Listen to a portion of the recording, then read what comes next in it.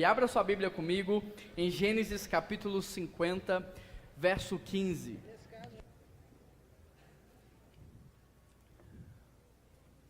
Nós já estamos caminhando para o final da nossa série de mensagens chamada Famílias Imperfeitas, e até aqui nós já aprendemos muitas coisas sobre a família, batalha espiritual, esgotamento emocional no meio da família, sobre casamento, criação de filhos, vida financeira, e hoje nós vamos falar sobre um tema muito importante que é o perdão. Como praticar o perdão dentro das nossas casas. Você que abriu a sua Bíblia comigo em Gênesis capítulo 50, verso 15, leia comigo por gentileza. O texto diz assim: vendo os irmãos de José que seu pai havia morrido, disseram: e se José guardar rancor contra nós e resolver retribuir todo o mal que lhe causamos? Até aqui tá bom. Eu quero que você feche os seus olhos agora e que você ore ao Senhor, pedindo ao Senhor que fale ao seu coração através de todo o texto que nós vamos pregar ao longo dessa mensagem. Talvez você pense assim: não tenho ninguém para perdoar. Talvez você não tenha agora, mas primeiro vem a instrução, depois vem a prova. E pode ser que ao longo das próximas semanas você passe por uma prova em que você tenha que liberar perdão, e talvez hoje seja a oportunidade de você crescer nessa área. Então peça a Deus para falar com você em oração. Quero te dar alguns segundos para que você possa orar.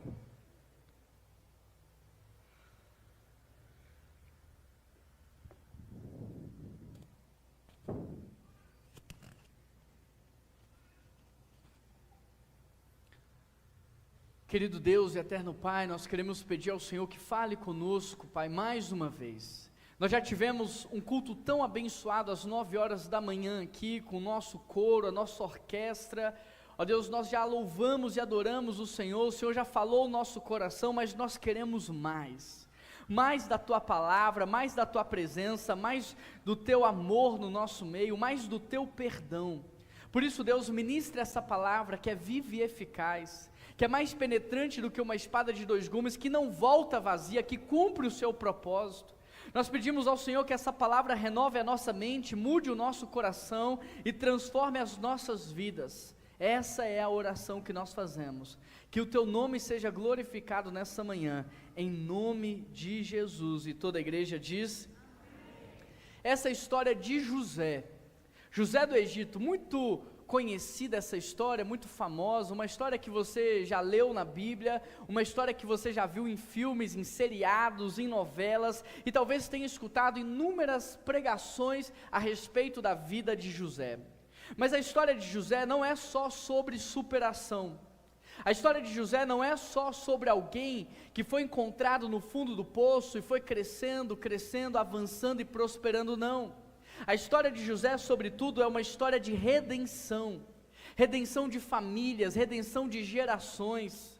José aponta para Jesus Cristo, sobre tudo aquilo que Jesus haveria de fazer por nós, e José também prefigura o coração que o cristão deve ter no mundo. Hoje nós vamos olhar então para essa história e aprender com José muito sobre o perdão. Mas a ideia é que você não saiba apenas na teoria, e sim que você decida praticar, que você decida viver. Sobre o perdão, então, o que é que você precisa saber? A primeira coisa que nós, como igreja, precisamos saber é que na vida há dívidas que são impagáveis. Gênesis 37, verso 4, o texto diz assim: quando seus irmãos viram que o pai gostava mais dele do que de qualquer outro filho, odiaram-no e não conseguiram falar com ele amigavelmente. Na vida há dívidas que são pagáveis. Se você bater no meu carro, por exemplo, é só a gente fazer um orçamento, levar numa casa de autopeças, comprar a parte danificada e pronto, está resolvido. Na vida há dívidas que são pagáveis. Uma conta de luz que está atrasada, aquela conta na mercearia que você deixou acumular, há dívidas que são pagáveis. Mas na vida também há dívidas que são impagáveis. Os irmãos de José, motivados por um ciúmes doentio, o texto diz que odiaram José no seu coração. Eles planejaram a morte do próprio irmão, eles planejaram o assassinato de um membro da sua própria família. Eles pegaram o seu irmão irmão que eles deveriam proteger e cuidar, e eles lançaram esse irmão no fundo de um poço abandonado, passando fome, frio, tendo sede. Eles venderam esse irmão como um escravo, e fizeram José pensar que ninguém se importava com ele, porque afinal ninguém foi atrás, ninguém foi resgatar, então nem o meu pai me ama de verdade. Olha o que os irmãos de José fizeram para ele. Essa é uma dívida impagável no coração de José. Não há dinheiro no mundo que consiga corrigir o que aconteceu. Não há remédio no mundo que seja capaz de aliviar a dor de ser traído e ferido pelos seus. Não há nada que humanamente nós possamos fazer para aliviar um pouco o coração de José, que foi odiado pela sua própria família, maltratado pela sua própria família, odiado, abandonado e vendido como escravo. Feridas assim são como facadas, só que facadas na alma. Uma facada no peito, uma facada na perna, uma facada no braço, você pode ir até o hospital, eles vão limpar, vão fazer uma sutura, talvez até uma mini cirurgia, mas vai resolver. Mas e uma facada na alma, onde é que a gente vai? E uma facada na alma, onde é que a gente busca alívio, socorro? Aonde é que nós podemos experimentar de uma cura? Então sim, na vida há dívidas que são pagáveis, mas também na vida há dívidas que são impagáveis. A segunda coisa que nós precisamos saber ao olhar para um texto como esse, é que muitas pessoas ainda vão te ferir na vida. Muitas pessoas ainda vão te decepcionar. O texto continua agora no capítulo 39, dizendo: então ela contou essa história: aquele escravo hebreu que você trouxe aproximou-se de mim para me insultar, mas quando gritei por socorro, ele largou o seu manto do meu lado e fugiu.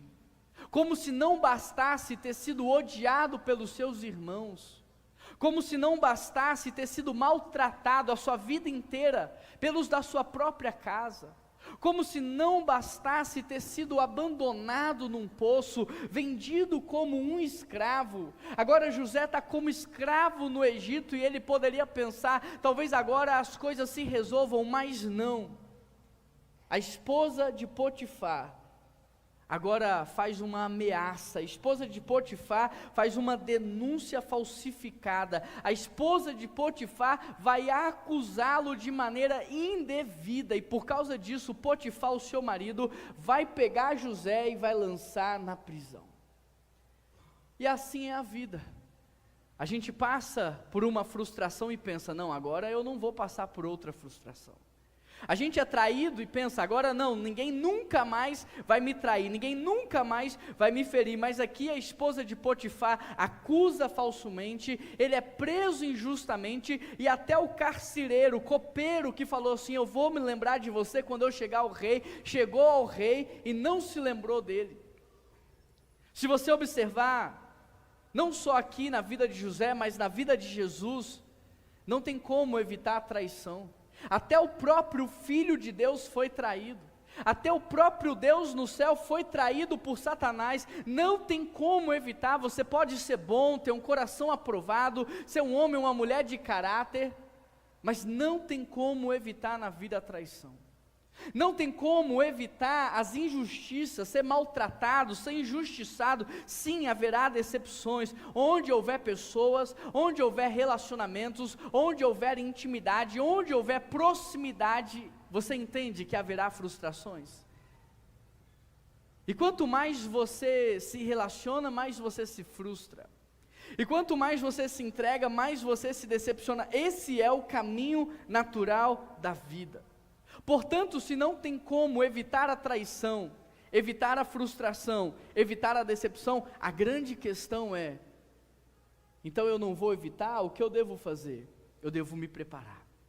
A grande questão na vida do cristão é que ele tem que se preparar. Jesus, ele vai para o Getsemane para se preparar para tudo aquilo que ele haveria de viver. Ele entra abatido no Getsemane, mas ele sai com a cabeça erguida, porque aquele tempo foi um tempo de preparo.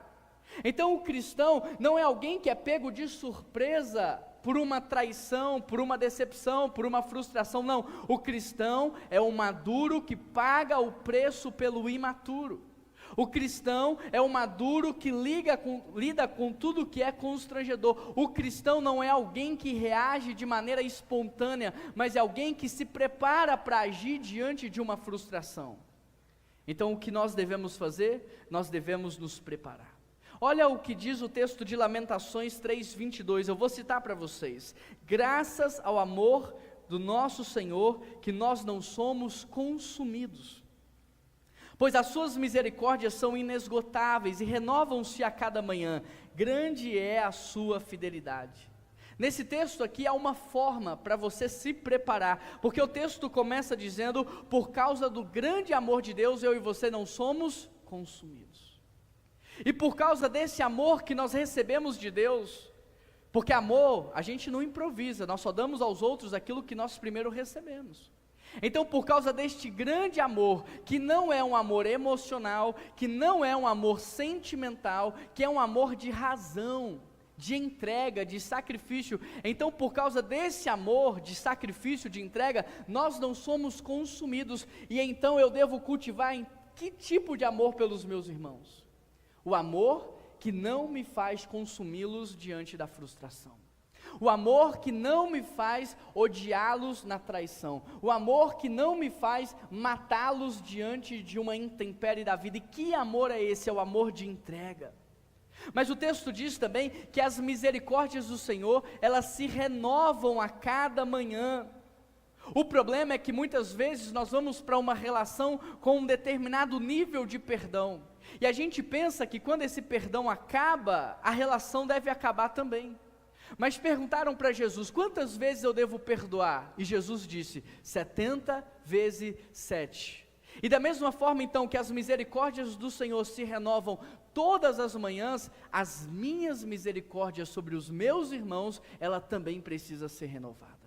Todos os dias eu tenho que encher o meu balde de perdão.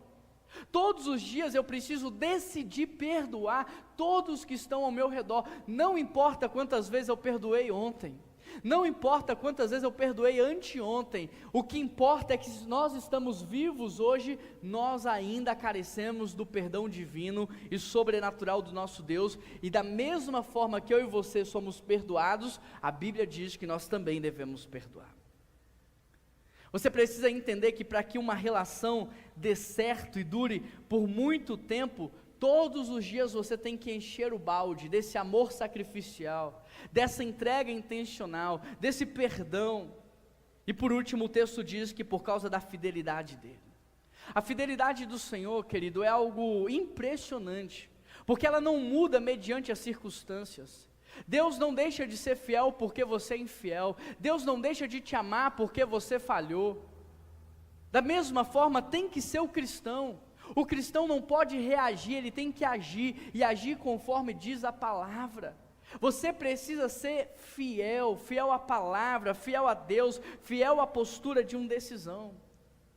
A vida sempre trará feridas, mas a decisão constante pelo perdão nos protege contra o ressentimento.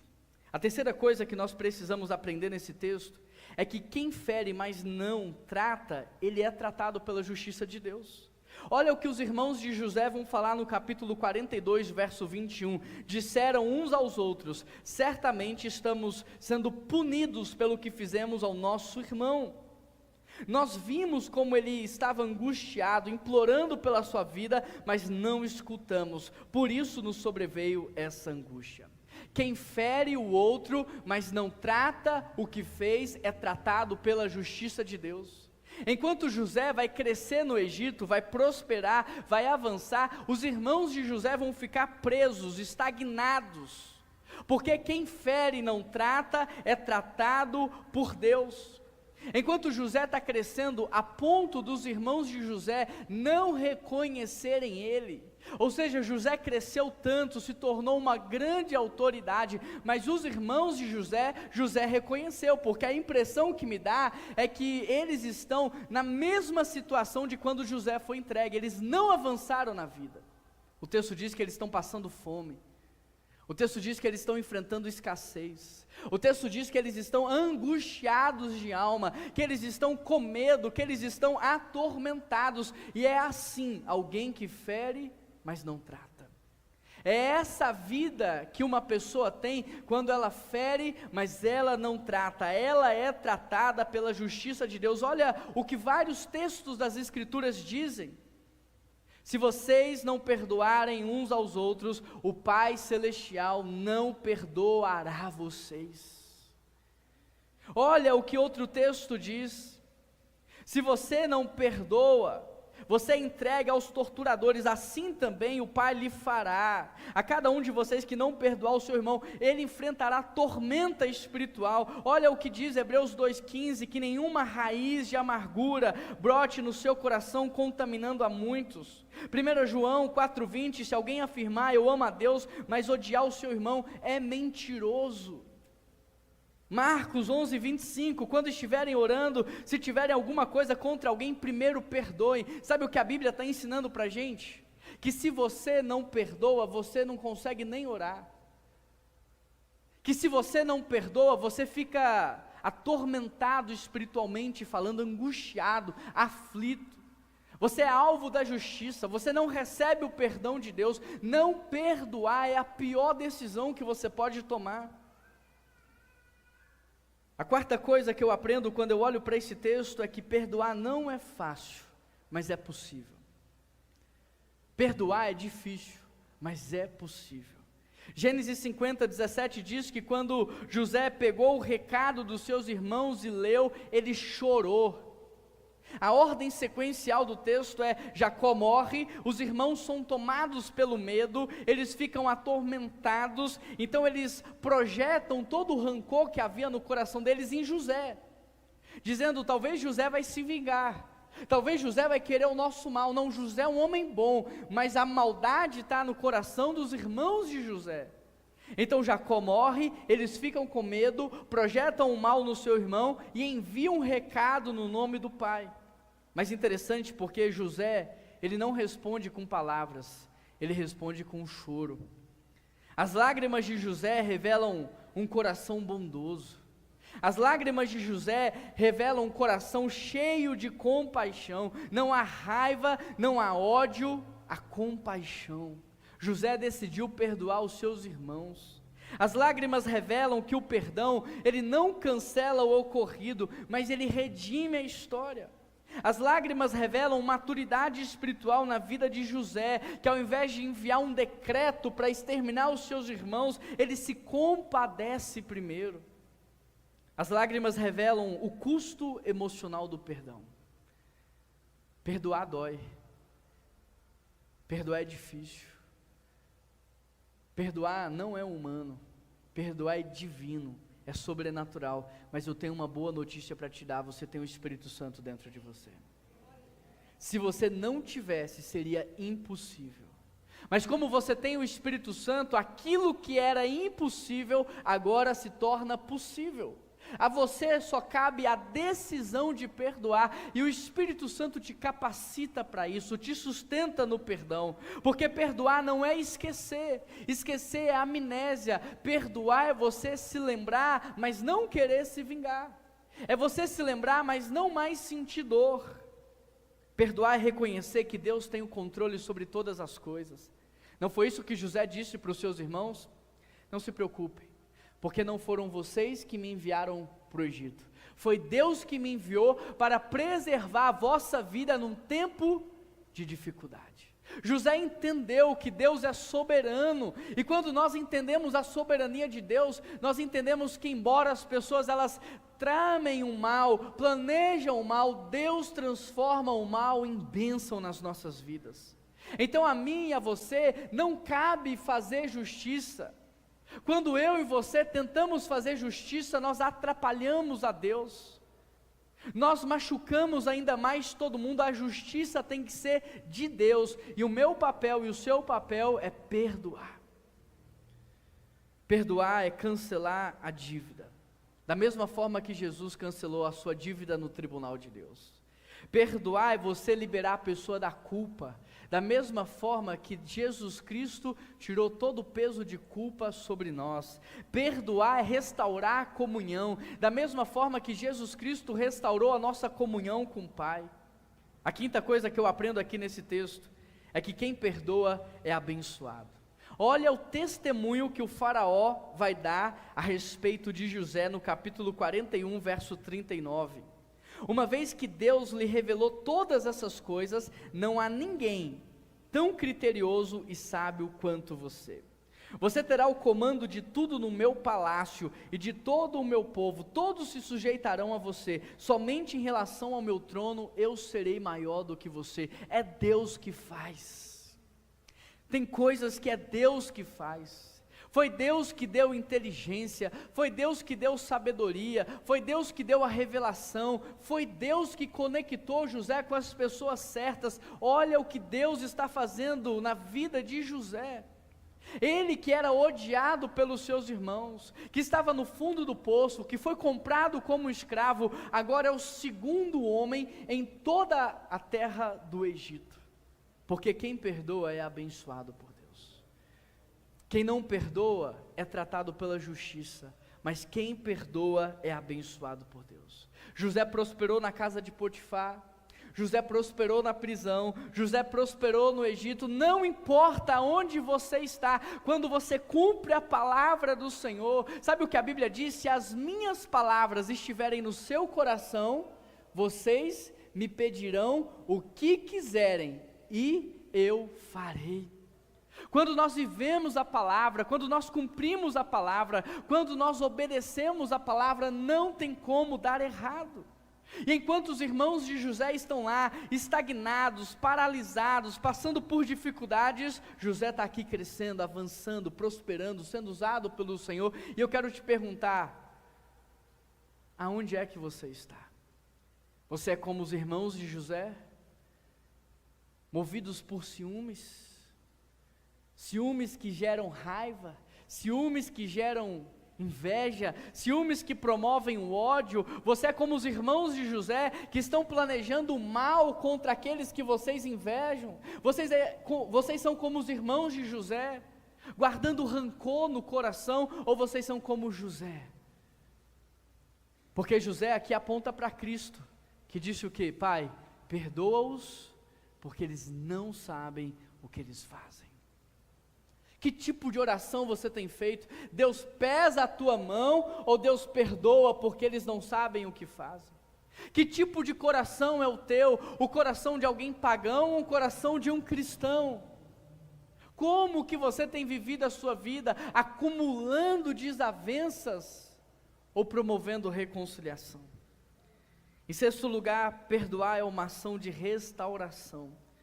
Gênesis 50, verso 21, o texto diz: por isso não tenha medo, é José falando com seus irmãos, eu sustentarei vocês e os seus filhos. O que nós precisamos entender é que perdão não é da boca para fora, perdão não é passividade. Às vezes a gente diz que perdoou só para encerrar o assunto, às vezes a gente diz, eu te perdoo só para não ter que voltar mais e tratar aquela história.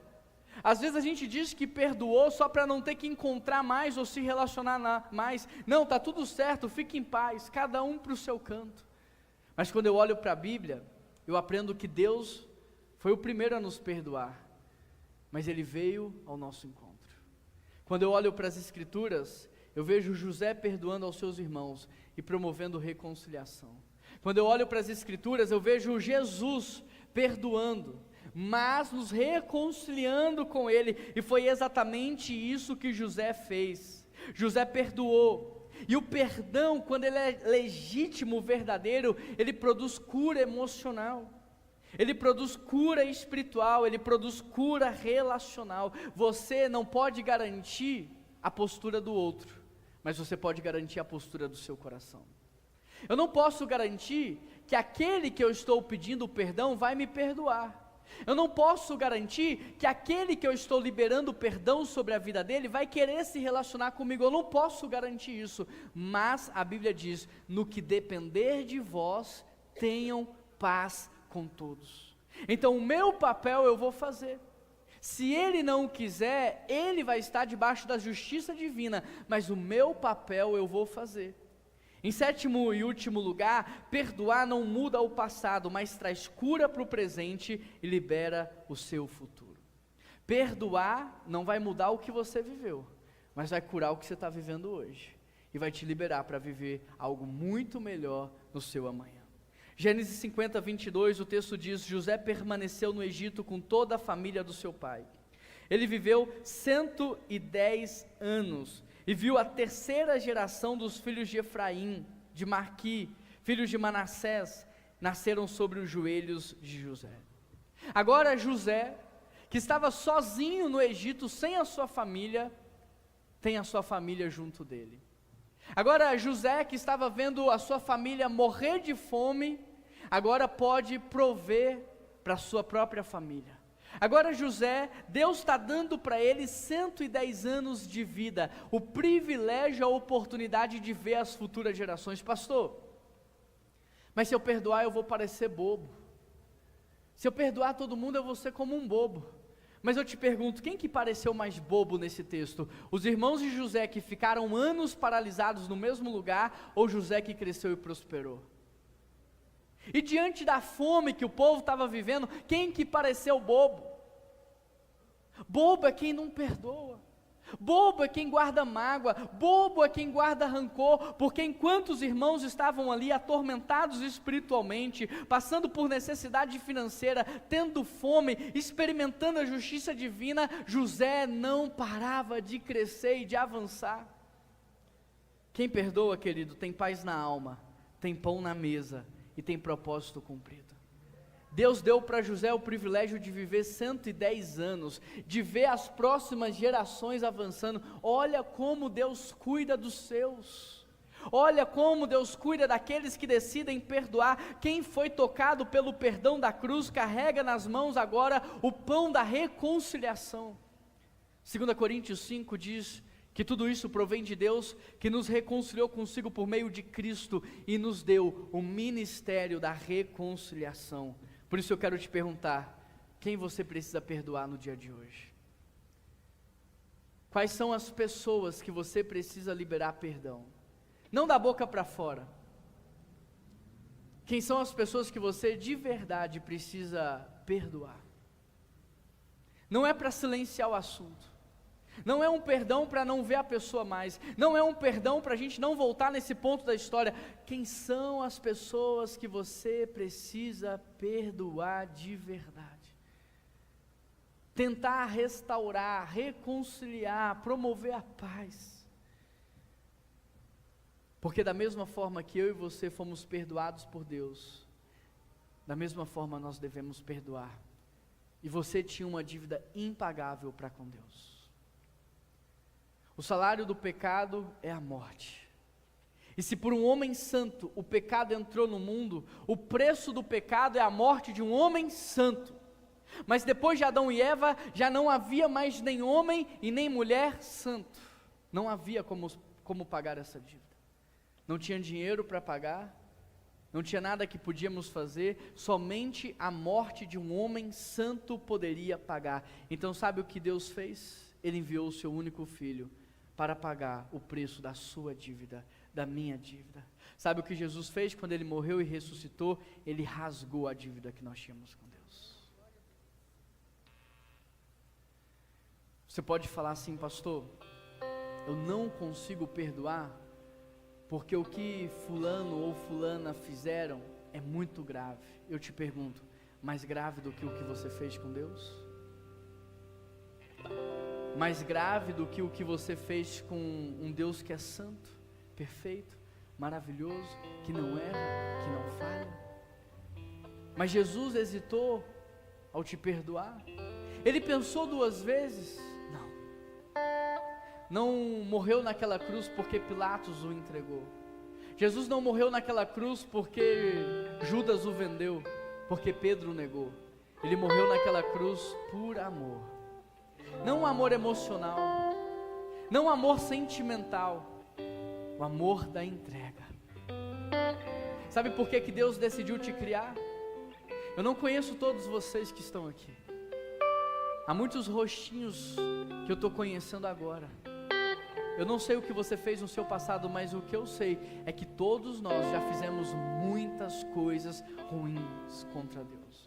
E Deus sabia que você ia fazer isso. E Ele poderia não ter te criado sabendo do que você haveria de fazer. Eu não vou criar fulano porque olha o sofrimento que ele vai gerar, olha a dor que ele vai causar, mas sabe o que Deus fez? Ele preferiu ficar com a dor do seu pecado do que deixar de criar você. Ele preferiu ficar com o dano da sua traição do que não criar você. Se José aponta para Jesus e Jesus aponta para nós, esse é o tipo de amor que a gente deve ter. Eu prefiro ficar com o dano de ser traído do que não me relacionar com você. Eu prefiro ficar com a dor de ser ferido de vez em quando do que não te ver nunca mais. Eu quero me entregar por você. A minha relação com você não é na perspectiva do que você pode me oferecer, porque Deus já me ofereceu tudo o que eu preciso. Eu tenho paz com Deus, eu tenho a paz de Deus, eu tenho a alegria de Deus, eu tenho o sustento de Deus, eu tenho a vida em Deus. Ele já me deu tudo o que eu preciso. Então agora eu me relaciono com você na perspectiva do que eu posso fazer para te ajudar a desfrutar em Deus da mesma forma que eu tenho desfrutado hoje. Esse é o coração de um cristão.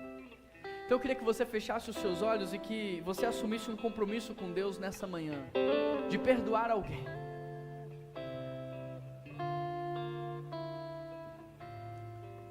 Quem é que o Espírito Santo está movendo você a perdoar?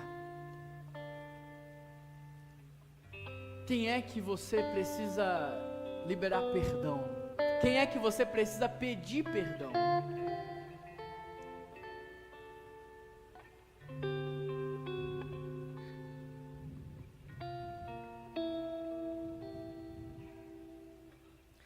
Se você tomou a decisão de perdoar alguém nessa manhã, mas sabe que não vai ser fácil, que vai ser difícil, mas que mesmo assim você quer, eu quero convidar você a se colocar de pé no seu lugar, porque eu quero orar por você, pedindo a Deus que te sustente na decisão que você tomou nessa manhã.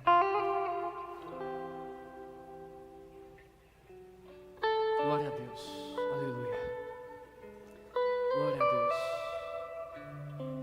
Você não tem ideia do que Deus pode fazer nas próximas gerações, por causa desse perdão que você decide liberar nessa manhã.